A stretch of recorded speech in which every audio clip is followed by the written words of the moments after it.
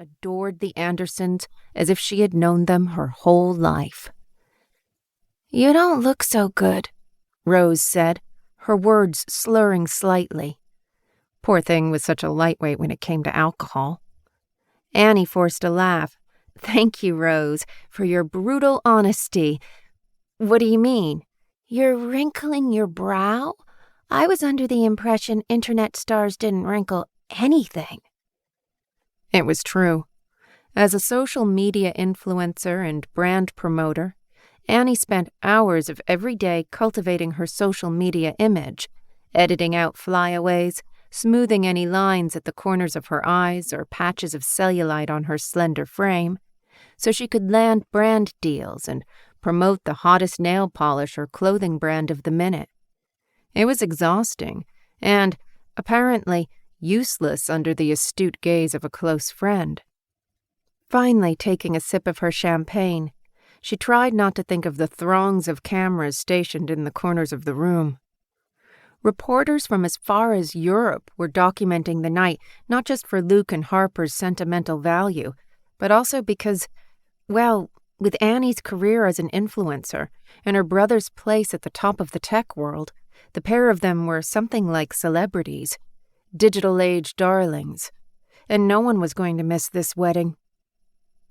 If things had gone according to plan, she wouldn't have minded the photographers. Despite the fact that Luke had serious issues with the press, Annie reveled in the spotlight. There was something nice about being looked at and admired from a comfortable distance.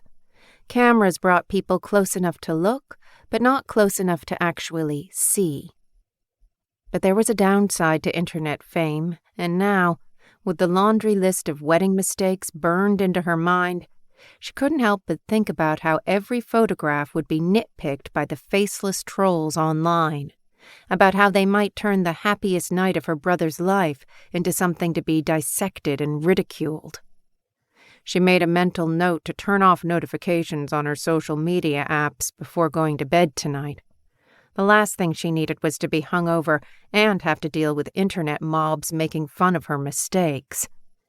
"Seriously? What's going on with you? You're in the middle of the most beautiful wedding this county's ever seen, and you look like someone put mud in your shoes." Annie sighed and tossed her blonde hair over her shoulder with one manicured hand. "The most beautiful wedding? I can name about 50 things that went wrong today. That's my brother and Harper up there. I wanted everything to be perfect." "Oh, Annie, I don't think perfect matters much. At least not tonight. I mean, look at them. Have you ever seen two people looking happier?" Annie dragged her gaze to the couple twirling in the center of the room, her brother and her new sister. They held each other as though letting go would mean the end of the world, and they laughed as though they wouldn't care if it did, not so long as they had each other. For so long, she'd rooted for the two of them to get together, fought for it even. But now, as she looked at them, her joy couldn't seem to make the journey from her mind to her heart. Luke was married now, and for the first time in her entire life, she and her brother would be apart. He'd been her entire family for most of her life, her best friend, and the person she counted on above everyone else. Now, she would be alone. Alone. That word echoed, bouncing back to her again and again and again. Alone, alone, alone. Rose had the kindness not to mention Annie's mental distance and to change the subject.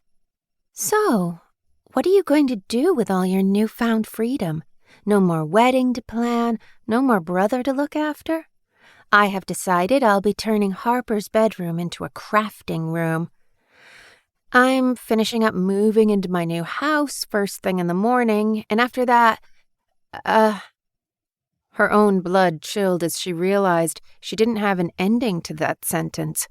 For the first time in her entire life, Annie Martin didn't have a full calendar ahead of her.